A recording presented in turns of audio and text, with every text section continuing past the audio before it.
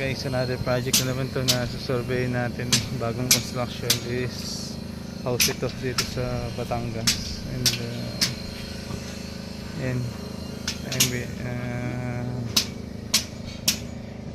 pag ganitong mga project, ang kailangan ditong critical yung mga preparations, no? Mga na-discuss sa architect yung mga preparations, like for example yung drain lines, and then also yung yung mga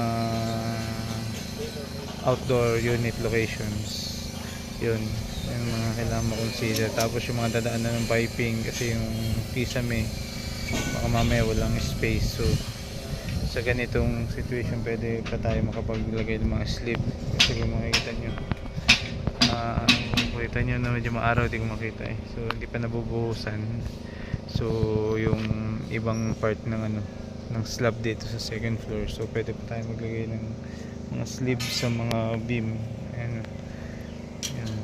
Yan mga ganyang preparation. So dapat alam ng mga owner ito, and then maki-coordinate agad nila sa kasi pag nabuhusan na to, wala nang time, hindi ka na makakapagbutas sa mga beam.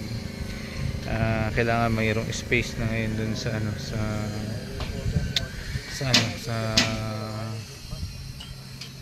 sa kisame at saka yung bottom of beam. Minsan meron silang height na kailangang masunod, feng shui or something. So kung ganun sagad sa beam ang mangyayari, dapat may preparation ng mga sleeves dun sa mga beam para makadaan yung piping natin. So yung mga critical sa mga ganitong simulang construction, guys. So yun lang, sana makatulong.